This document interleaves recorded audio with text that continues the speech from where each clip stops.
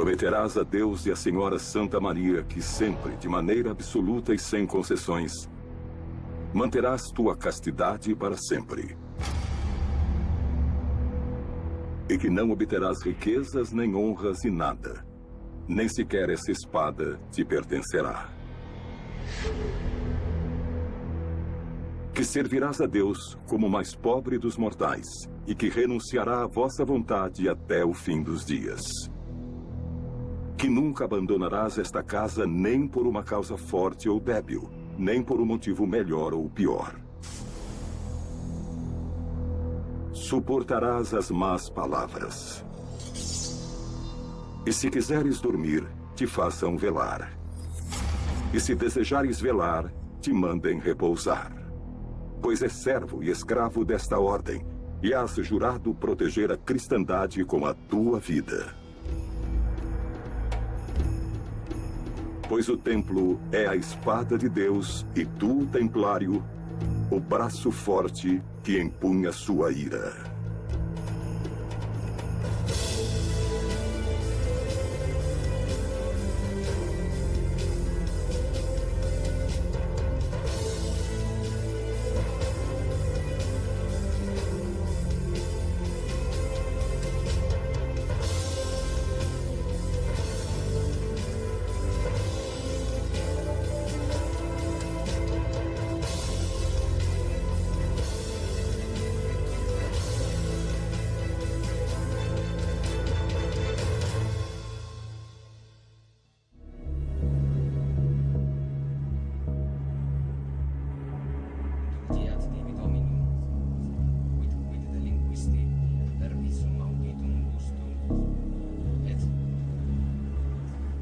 Não é a lepra, nem a peste.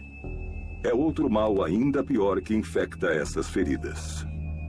Uma maldição que corrompe e gangrena as extremidades de todos igualmente, de nobres, vassalos, de ricos e pobres. Um castigo divino chamado Fogo de Santo Antônio, que se cura apenas com a peregrinação aos lugares santos de Santiago e Jerusalém.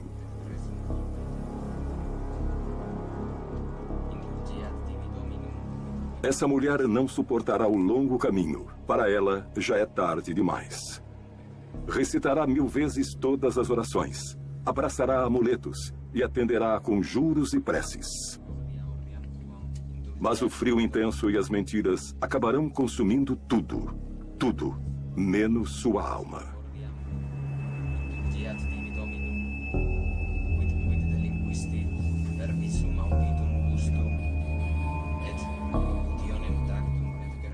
Uma Europa que parece estar congelada.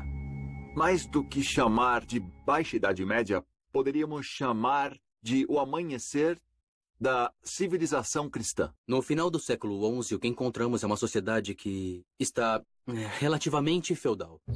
Temos o Nosso Senhor, que governa todos esses territórios. Temos uma série de pessoas que trabalham para ele, são seus servos. A nobreza e o clero estão em um nível privilegiado, enquanto os braçais, os plebeus, se encontram em um patamar inferior na escala social. Digamos que as diferenças são importantes. Os braçais trabalham, os clérigos rezam e os nobres guerreiam. No final do século XI, pouco antes da Primeira Cruzada, a Espanha não existia. A Península Ibérica era um conglomerado de reinos no norte, no mundo cristão, e no sul, o sul muçulmano. Al-Andalus estava sendo reunificado com o Império Norte-Africano, os Almorávidas, que vinham conquistando e incorporando pouco a pouco seu reino ao reino de Taifas.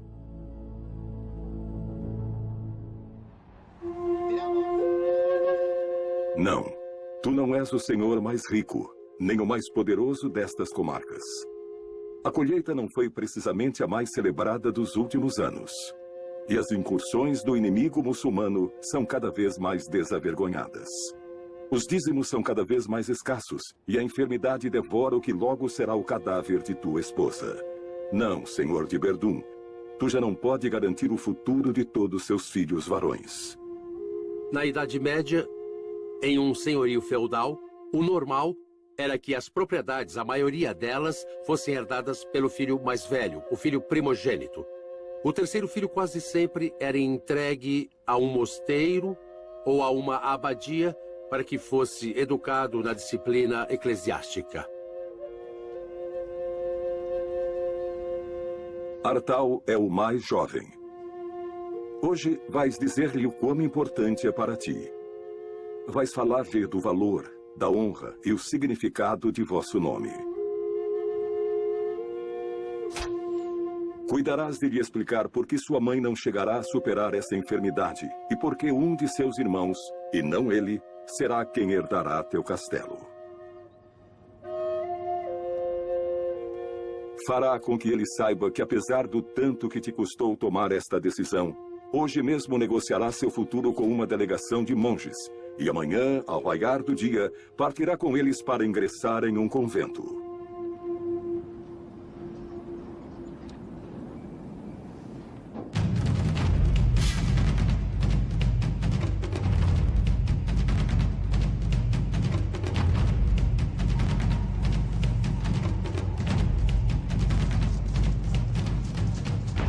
O sistema medieval de Morgado propicia uma concepção de mundo na qual os filhos são um benefício. Quanto mais filhos tivessem, melhor. Mas levando sempre em conta que se tinha que respeitar a primogenitura, ou seja, o mais velho. Daí veio a palavra Morgado. Era ele quem herdava o patrimônio familiar. Aos demais, não restava outro remédio senão entrar na mesma corte do rei, ou em uma ordem religiosa, ou simplesmente pertencer ao estado clerical. A herança era um elemento muito importante naquela época. Os primeiros senhores, os primogênitos, podiam dispor da herança e administrá-la. Mas outros tipos de nobres, como os nobres secundários, tinham opções limitadas. Por isso, se uma pessoa que no século XI abandonasse a casa paterna para ir ao mundo, era muito lógico. Isso tinha todo o sentido do mundo, era muito natural nessa época.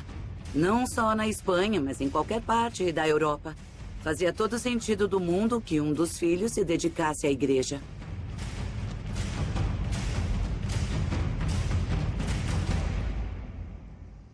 Nessa época, a igreja e todos os mosteiros eram quase um estado dentro do estado. A igreja tinha sua própria hierarquia, suas próprias normas e uma série de propriedades que lhe rendia grandes benefícios.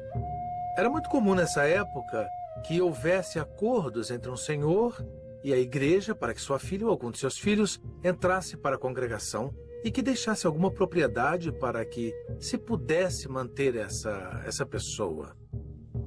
Assim, todos se beneficiavam. O nobre garantia o sustento e uma ocupação para sua vida. O grande senhor se livrava do problema, que poderia advir, por exemplo, por ter um filho desocupado. E a ordem religiosa recebia privilégios à medida que, para que esse nobre entrasse na ordem, o grande senhor deveria fazer uma doação ou entregar algum tipo de presente, entre aspas, que a ordem o aceitasse para cuidar desse terceiro filho.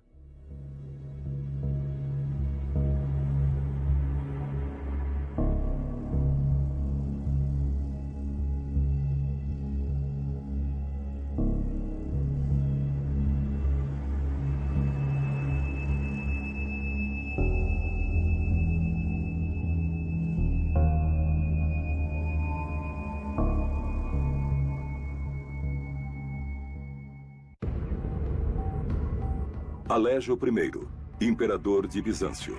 Altivo, glutão e mulherengo.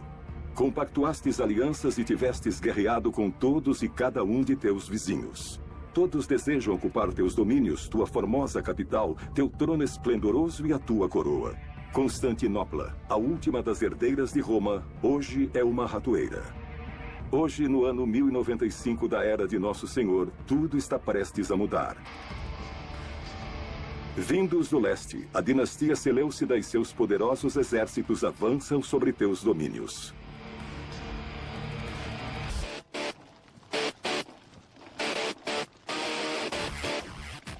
Não tem soldados bastante para fazer frente a esta força.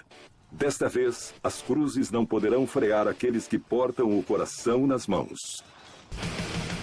Hoje escreverás uma carta e enviará ao poderoso Papa do Ocidente. Pedirás ajuda em nome de toda a cristandade e rezarás. Rezarás para que apareça um gigantesco exército de valentes cristãos dispostos a enfrentar esta ameaça. Ou para que caia um raio dos céus para varrer todos esses sarracenos diretamente para o inferno. Tua mensagem percorrerá a Europa. E ainda que tu não chegues a saber nunca, essa maldita carta provocará uma guerra eterna. As Cruzadas.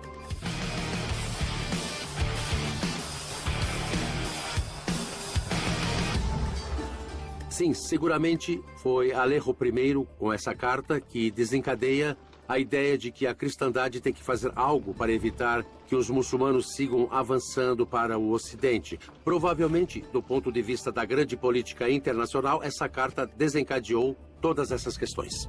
Os livros de história falarão de ti, Alejo. Dirão que fostes um astuto político que soube manter a salvo o Império de Bizâncio. Para mim, continuarás a ser um glutão.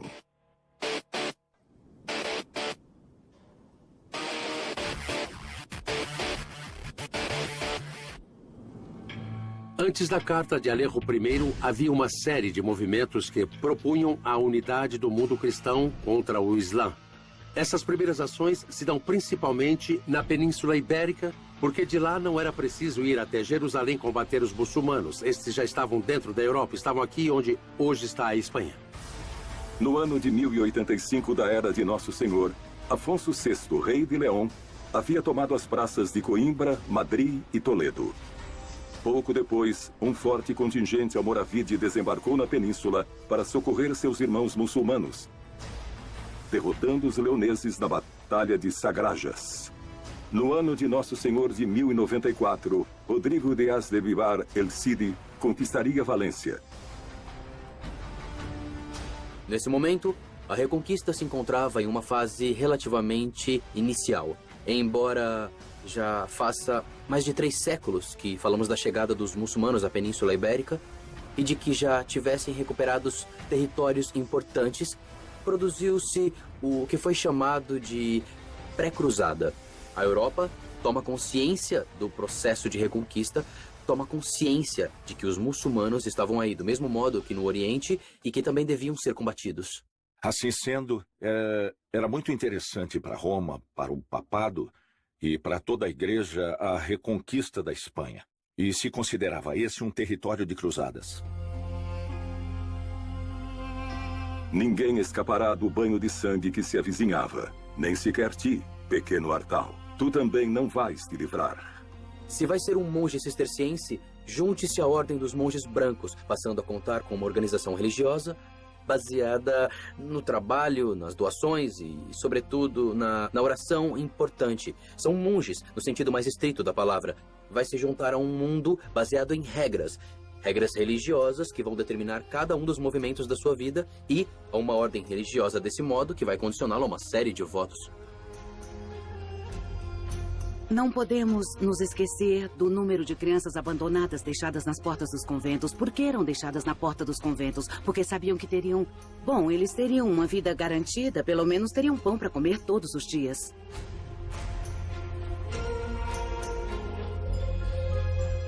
A regra de São Benito prevê a possibilidade de que os pais possam levar seus filhos ao monastério para serem monges. São Benito fala deles, São Benito fala dos meninos. Mas esses meninos não seguiam estritamente o ritmo monástico. Para eles era bem mais suave. E só quando alcançavam determinada idade era quando decidiam se iniciavam o noviciado ou não. Era raro o menino criado em um convento ou a menina que foi criada em um convento que abandonasse o convento. A vida fora era muito mais difícil.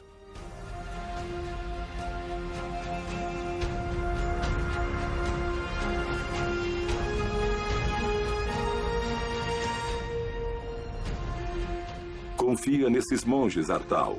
Eles farão de ti um homem sábio e temente a Deus. Ensinar-te-ão a orar e a viver do trabalho de tuas mãos, pois a ociosidade é inimiga da alma. Rezarás 8 vezes ao dia e comerás uma vez.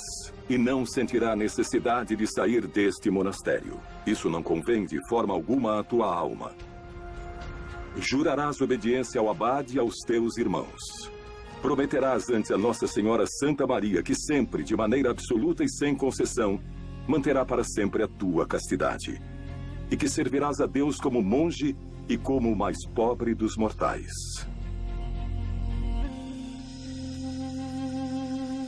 Os 3 votos eram voto de obediência, de pobreza e castidade. Os votos, por que o fazemos? A finalidade última do voto é acompanhar Jesus. Queremos acompanhar o Senhor Jesus. Ele aparece no Evangelho vivendo na total pobreza, vivendo em obediência e vivendo em castidade. Aí o religioso diz, quero servir como Jesus. Tudo isso é, como dizer, duro. É duro porque, bom, dessa forma, parte da ascese, da luta, do combate. Eu sei em quem me fiar e a São Paulo eu também digo, eu me fio no Senhor. O voto de pobreza supõe que eu, ao me incorporar à comunidade, renuncio à capacidade de possuir bens pessoais. E se eu sair do monastério, ao sair, eu não tenho direito de pedir nem um centavo pelos 20, 25 ou 40 anos que se passaram. O ato de pedir do pobre tem outra dinâmica espiritual para enfrentar o desnudamento que, às vezes, é duro. Posso comer e posso cear e tenho uma cama em que dormir e tenho o suficiente para viver. Talvez o voto mais forte seja o da obediência, porque, logicamente, é onde a liberdade está em jogo.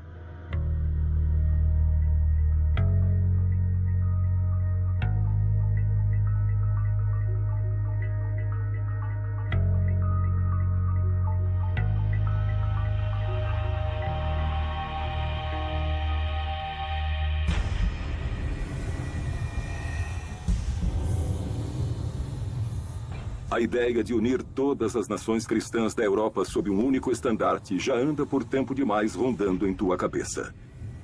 E essa carta, reclamando tua ajuda, chega em momento muito adequado. Parece ter caído dos céus. Sois Urbano, o segundo, o Papa de Roma. Quem melhor que tu para liderar essa união de infantes, reis e cavaleiros contra os inimigos de Deus? Hoje te armarás de valor e vais declarar a primeira das muitas cruzadas que estão para vir. Urbano II era um papa muito peculiar. Provavelmente tivesse gostado mais de ser o general que dirigia umas tropas ou um exército do que o pastor dos cristãos, o pastor dos católicos, que é o Papa de Roma. Urbano II proclama a cruzada, a primeira cruzada, nos arredores da cidade de Clermont, certamente influenciado pela Carta de Alejo I, mas também pela ideia que havia surgido alguns anos antes que algo deveria ser feito para enfrentar essa segunda leva prevista do Islã sobre a Europa. Nas cercanias da cidade de Clermont, haviam se reunido milhares de fiéis dispostos a deixarem-se seduzir por tuas palavras. Fale-lhes de todas as atrocidades que estão sofrendo nossos irmãos cristãos no Oriente. Minta-lhes, diga-lhes que chegaram inclusive a queimar igrejas. Diga-lhes que tu, ou melhor ainda, diga-lhes que Deus, nosso Senhor, lhes ordena partir imediatamente para destruir essa raça vil que ocupa a Terra Santa. Prometa-lhes que todos aqueles que morrerem por esse empenho serão absolvidos de todos os seus pecados. Prometa-lhes a vida eterna. E quando lhes perguntar se poriam suas espadas a serviço dessa guerra santa, eles todos responderiam: Deus o quer, Deus o quer. Era esse o grito dos cruzados, Deus o quer. E o que o Papa reclama nesse discurso é a unidade. Diz, acabai com vossos enfrentamentos. Não somos o inimigo, nós cristãos não somos o inimigo. Temos de nos unir contra o inimigo. O inimigo é o muçulmano, o inimigo é o sarraceno. O Papa Urbano II chamou às armas os europeus para irem defender e libertar a Terra Santa. Claro que nos dá a ideia de um personagem, de um papa muito imbuído nesse espírito que chamamos de reconquista da Península Ibérica, de cruzadas em geral, que devia provocar e que realmente provocou um efeito bem imediato nas pessoas de seu tempo, porque houve uma resposta massiva ao chamado do Papa em seu discurso nessa predicação de uma cruzada em Clermont-Ferrand em 1095.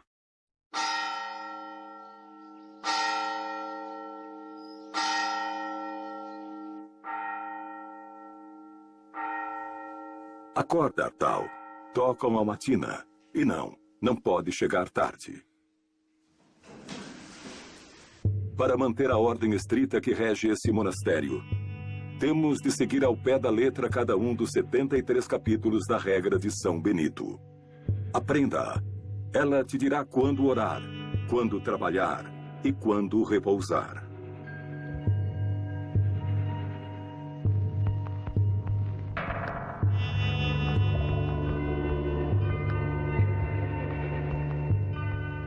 Havia algumas regras, por exemplo, sobre a ingestão de determinados alimentos em certas épocas do ano.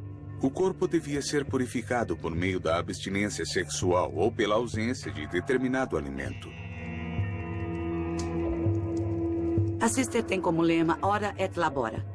Então, sua vida seria esta. Levantar-se provavelmente às 3 da madrugada para iniciar com as matinas, rezar todas as horas que forem chamados e, enquanto isso, guardaria o silêncio entre uma hora e outra. E entre essa hora e outra, trabalharia. Sua vida seria tremendamente dura. Acabaria jantando uma sopa de verduras, quase sem verduras, por volta das 6 da tarde. E 6 ou 7 da noite iria dormir. Dormiria com rezas intercaladas para seguir o cumprimento das horas. Vista pelos olhos de homens e mulheres do século XXI, a vida monástica, a vida na ordem de Sister, a regra de Sister, nos pode parecer muito dura e, sobretudo, muito rígida. E efetivamente o era. Uma vida que se distribuía em um tempo de oração, um tempo de trabalho, para viver de nosso sustento, e um tempo de estudo.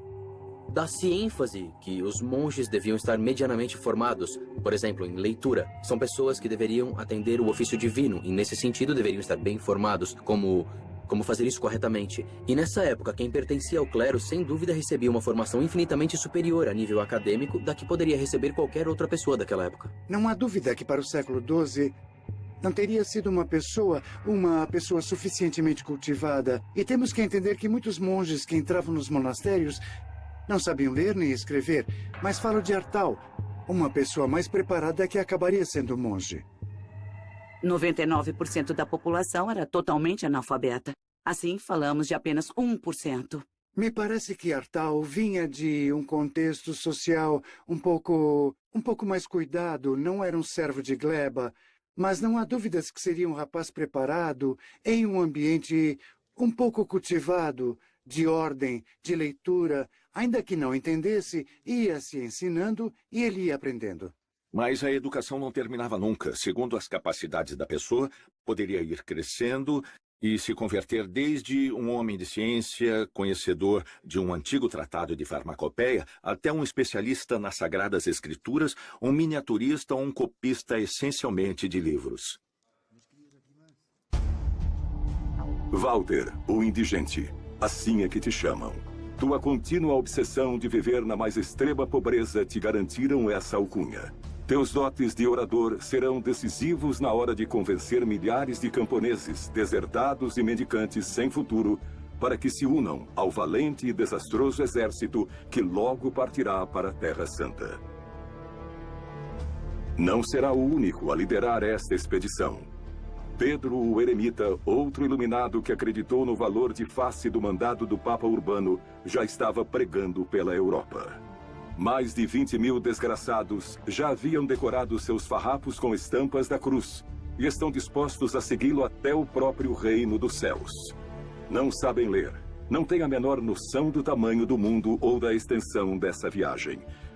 Apenas no que acreditavam é que todos os seus pecados serão perdoados ao arrebatarem Jerusalém dos muçulmanos.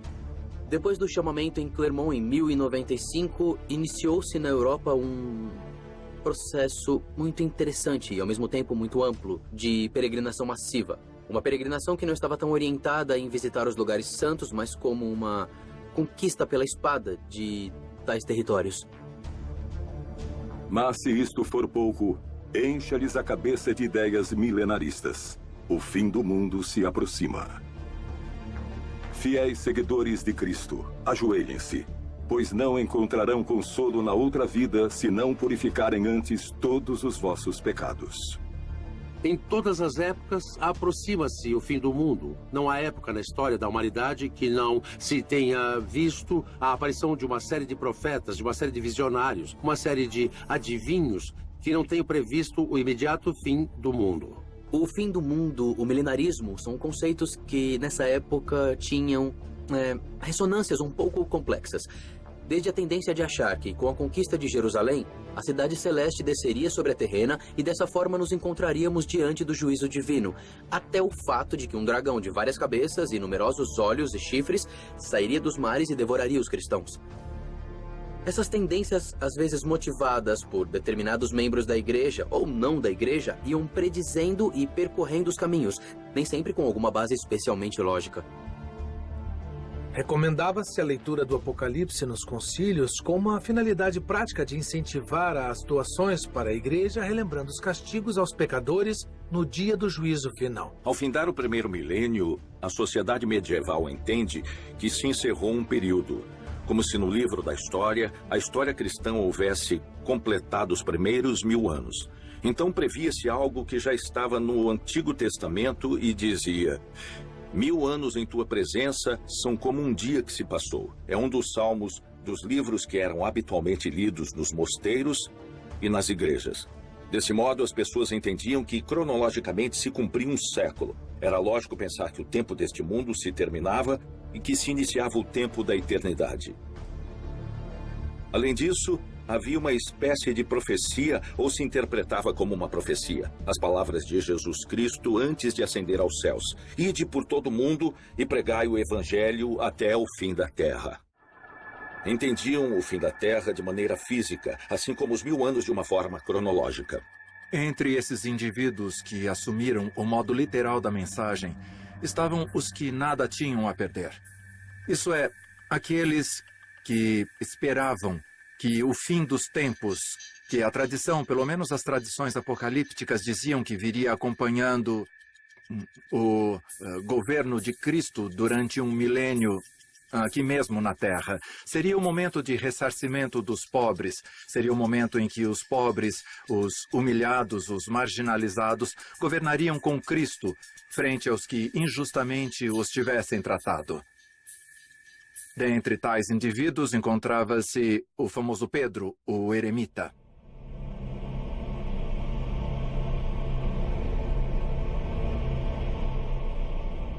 Pedro, o eremita, que era um louco, um iluminado, um homem convencido de seu caráter messiânico, que teria sido designado provavelmente por Deus para encabeçar um movimento que acabe com o Islã e com os muçulmanos hereges, os filhos do mal.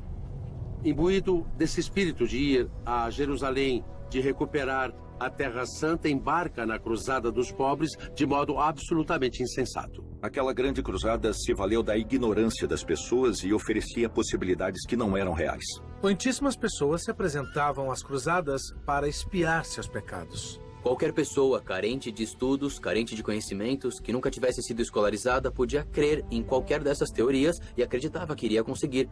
Isso é um dos grandes componentes do milenarismo e que motiva os movimentos cruzadistas e que motiva todas essas peregrinações. Portanto, mesclavam-se muitas coisas. Se mesclou o fanatismo, o crescimento da população e o fato de que na Espanha a reconquista também se considerava uma cruzada, estava muito avançada. Era gente mal preparada. Ainda que tivessem muita fé, não tinham instrução militar, nem sequer possuíam a caridade cristã que os impelia a libertar a Terra Santa, porque fizeram grandes maldades, porque cometeram também enormes crimes e acabaram sendo dizimados no caminho para Jerusalém. Chegarás a Constantinopla, cruzarás o Bósforo, e aí, perto da cidade de Nicéia, o exército seleucida os exterminará a todos. As mulheres serão enviadas aos haréns e as crianças aos mercados de escravos. Pode-se dizer que Pedro Eremita foi uma criatura papal que saiu do controle do Papa. Essa seria talvez uma definição que melhor poderia lhe corresponder. Recorde das palavras do Apocalipse. Vi as almas dos que haviam sido degolados, e a cada uma lhe foi entregue uma vestimenta branca. Os cistercenses vestiam branco, adotaram o hábito branco como símbolo da pureza, como símbolo também de pobreza e, ao mesmo tempo, como símbolo que representa a luz de Deus, uma luz branca, uma luz que não tem cor. Usar roupas coloridas, como púrpura, azul e amarelo, implica no uso de corantes que, além de muito caros, são simbólicos, representam o poder, a nobreza. Estes trapos são os mais anacrônicos que temos, porque são dos séculos 10, 11, 12. Mas para mim facilita muito, porque ao me levantar de manhã, não preciso pensar que calças vestirei, que sapatos vou usar, qual camiseta vestir, de qual cor, etc. De modo algum, os mosteiros eram lugares enfadonhos, tinham uma atividade impressionante. Havia atividades o dia todo. Os que estudavam ficavam nas bibliotecas, aqueles que copiavam os códices, copiavam as pinturas, os que estavam na horta trabalhavam. Os mosteiros eram escolas de artesanato, eram hortos privilegiados, eram lugares onde se fazia vinho e onde, também em alguns mosteiros, também se fabricavam armas e se ensinava o uso delas. Eram centros de produção, pequenas fábricas que efetivamente exportavam por toda a Europa. Ainda que a ideia eclesiástica parecesse dizer tudo em contrário, na verdade, muitos clérigos da época combatiam com armas como qualquer soldado de seu tempo. Inclusive, havia muitos bispos que eram muito famosos por serem combatentes extraordinários, soldados que manejavam muito bem as espadas e as lanças. Aprendia-se desde o manejo de espadas até montar o cavalo. E não só isso, ensinava-se a fabricar uma bombarda, que era um dos canhões mais originais e mais primitivos, a usar fogo grego e usar a pólvora, tudo isso.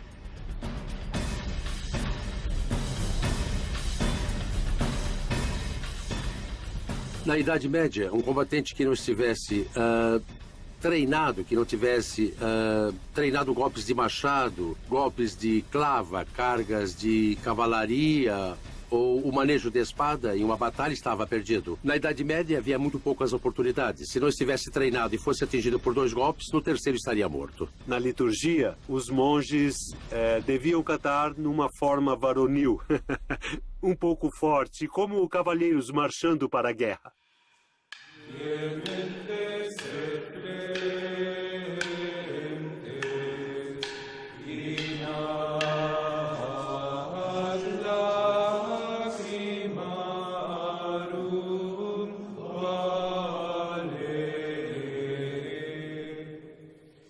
A cruzada de Walter o Indigente e Pedro o Eremita não foi debalde. Os príncipes europeus haviam se unido frente a poderosos exércitos e não tardaram em chegar à Terra Santa. Centenas de cavaleiros uniram-se à cruzada promulgada pelo Papa Urbano. Houve chefes de exército organizados, exércitos feudais, que decidiram seguir os passos de Pedro o Eremita. Passarão por Antioquia e Edesa a fogo e sangue. E tu, Pedro, tu que sobreviviste a Nicéia, terás a honra de bendizer desde o mesmo Monte das Oliveiras a carnificina que nesta mesma noite inundará de sangue as ruas de Jerusalém. Traduzindo do castelhano, o Capitão Aranha faz que todos embarquem, mas ele fica em terra. Pedro o Ermitão sobrevive, é claro.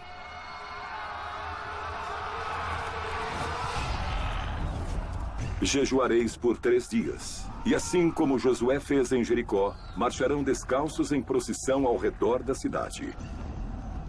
E ao final de 9 dias, pela graça de Deus, suas muralhas se dissolverão. Construirão poderosos aríetes e torres de assalto.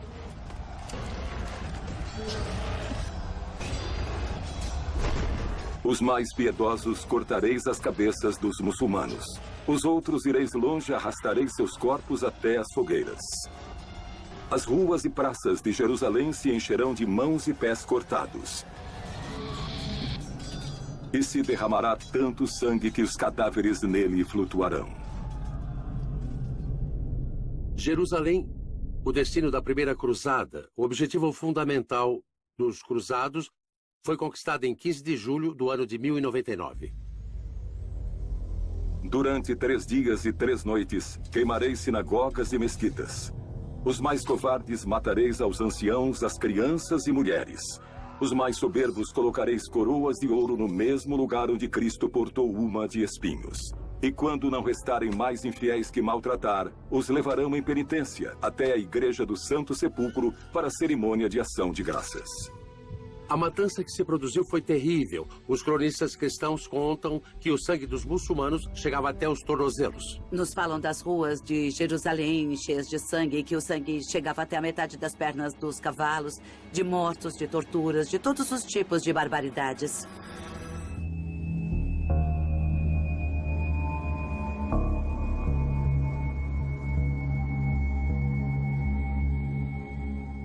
O desfecho das cruzadas é muito triste, em todos os sentidos. Representa um dos grandes fracassos da humanidade. Desde Roma, te manterás adiante do avanço de tua guerra santa, a primeira de muitas que estão por vir.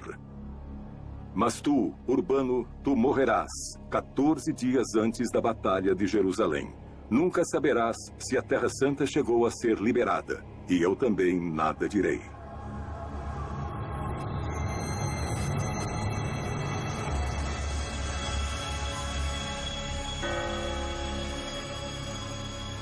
Eu acho que falar disso, de certa forma, é isentar a responsabilidade que tivemos, todos os seres humanos, nas atrocidades que têm ocorrido ao longo da história, quando, na verdade, provavelmente todos temos sido responsáveis. Todos vós sois culpados. Os imperadores desejosos de poder que desataram a ira de seus exércitos. Os papas que sancionaram as guerras. Os órfãos, os indigentes e os eremitas. Pois por vossas culpas nascerá um exército de cavaleiros condenadamente crentes, aos quais chamareis templários. E eles vos farão recordar de cada uma das palavras do Apocalipse. Ouvi uma voz que dizia: venha e veja.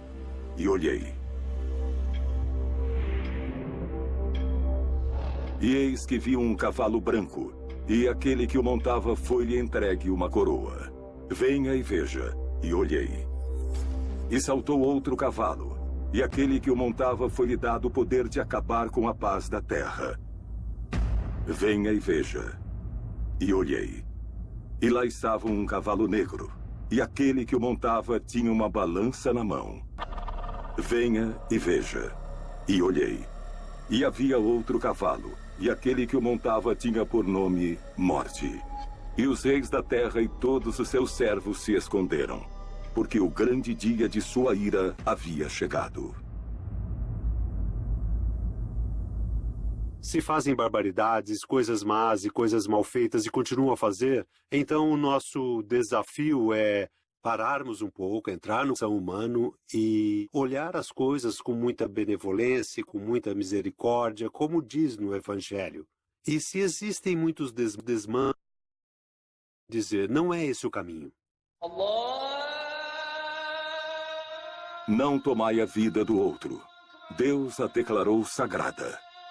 São estas as palavras do profeta Maomé. Em nome de Alá, o compassivo, o misericordioso, e a ti somente servem, e a ti só imploram por ajuda. Porque tu has criado um inimigo como este. Porque envias essas abomináveis cruzes vermelhas e esses demônios de olhos azuis que sabem apenas matar. Tu, o Todo-Poderoso. Diga, como poderá o Islã perdoar essa afronta? Como fazer para esquecer? Logo anoitecerá. Vós deveis orar.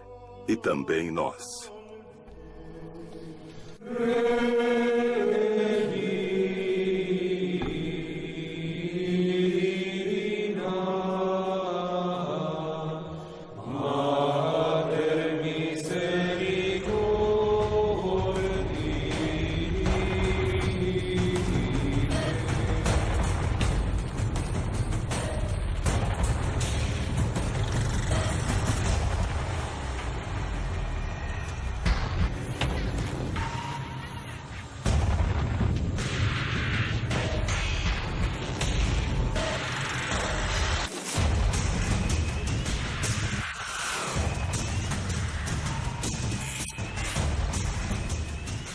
Então eles colocaram Artal deitado no chão, porque São Benito disse que quando se comete uma falta, uma maneira de humilhar-se o monge é deitá-lo no chão, enquanto a comunidade passa por cima do irmão.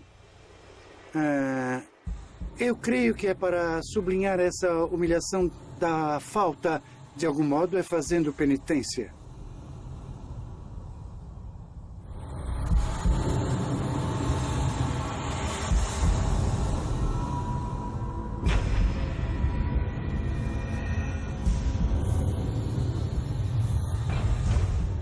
Em minha etapa como mestre de noviços, uma coisa que os jovens costumavam me dizer bastante quando chegavam no final do ano era: mas eu não era assim. E eu dizia: como não eram assim? Claro que eram assim, mas não percebiam na ocasião. Não conseguiam descobrir o que eram realmente. E quando alguém vai descobrindo quem realmente é, tem que se enfrentar. Não se pode justificar nem fugir, tem que se enfrentar. E nesse sentido, isso é uma batalha do próprio coração, mas que tem uma grande recompensa.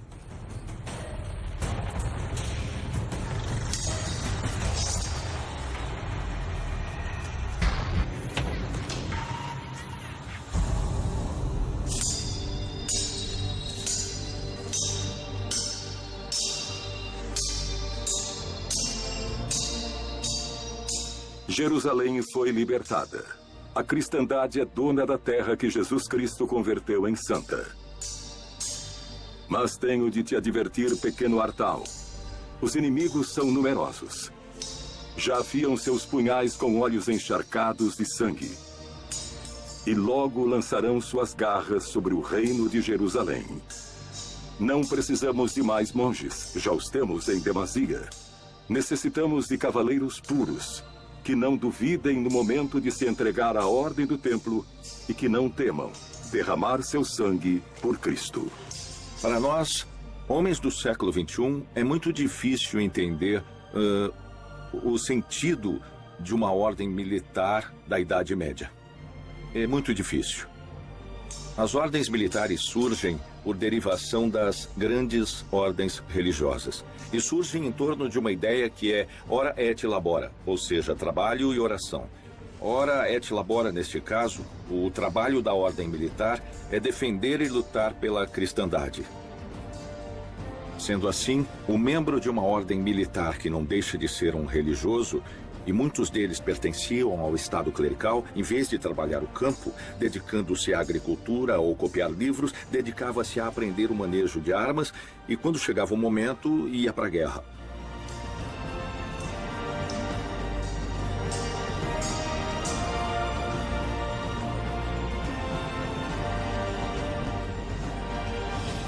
Artal feliz? Sim, ao sair do monastério, mas deviam perguntar-lhe se foi feliz como cavaleiro templário, desenvolvendo sua vocação de Militis Christi, de soldado de Cristo, chegando inclusive a bater cobre por ele, materialmente, não? Ser templário implica em um salto de fé, que hoje em dia não se poderia dar. Estamos falando de um nível de sacrifício que hoje em dia ninguém daria. É um passo muito difícil de dar. Um templário consagrava sua vida a um propósito que transcendia a vida terrena. Imagina o quanto soava duro e o quanto era belo. Renunciava a sua vida, a seu próprio destino, a ter descendência, a ter posses. E se entregava por convicção própria a um propósito maior, ao que podia oferecer à humanidade, que era servir a Deus.